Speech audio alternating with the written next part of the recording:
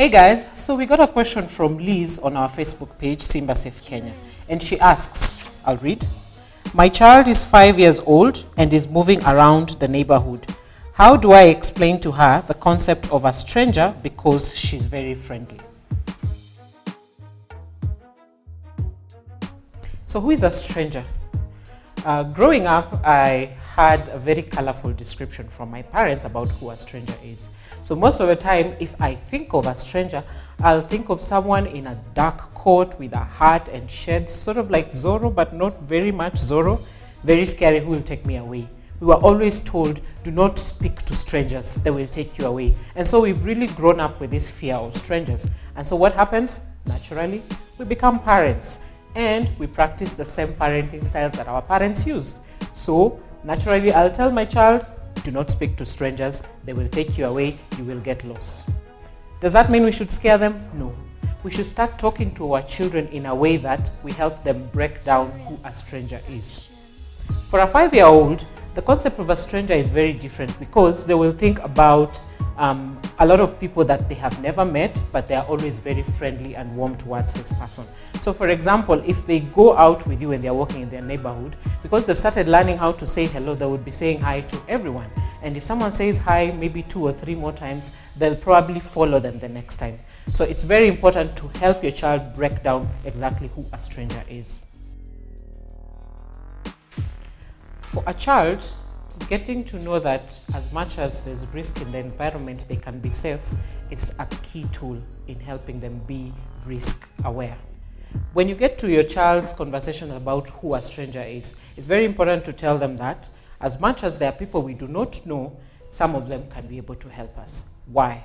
Because in the instance that at one time, like we say, they will get lost, and even adults do get lost. In the instance that at one day they are lost, they should not be able to look at everyone as a stranger and be scared of them.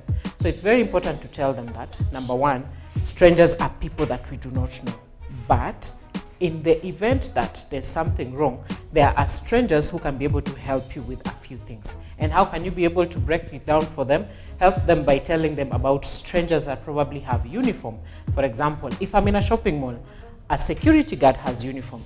It's a stranger, I do not know them, but if I get separated from my mommy, I can always go up to them and they'll be able to help me. Number two, we always ignore the people who are cleaning within malls, but they are also a very important factor because they are in uniform and your child can be able to easily identify.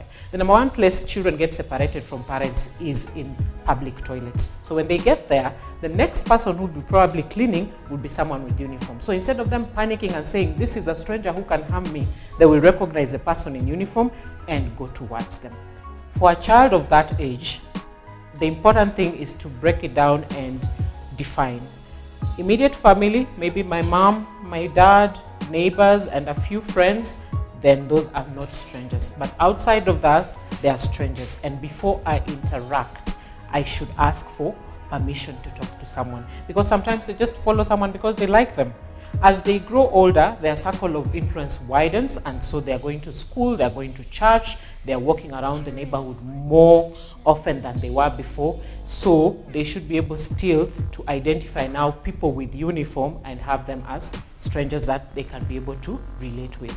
So let's not scare our children and have boogeyman stories about, oh, strangers are bad, they will eat you, they will take you away. Let them know that in the instance that I'm in a risky situation, there are people that I don't know, but I can still approach. That way, they become more assertive and proactive. Thank you, Liz, for your question. And if you have any more questions, be sure to ask them. We'll try our best to answer them because here at Simba-Safe, our aim is to educate and empower you when it comes to personal safety for your child. Again, our social media pages are here. Join us, subscribe, talk to us. Let's get the conversation going about child safety. My name is Marianne Munyendo, and this is Simba-Safe Kenya. Remember, safety is as simple as A, B, C. Always be careful.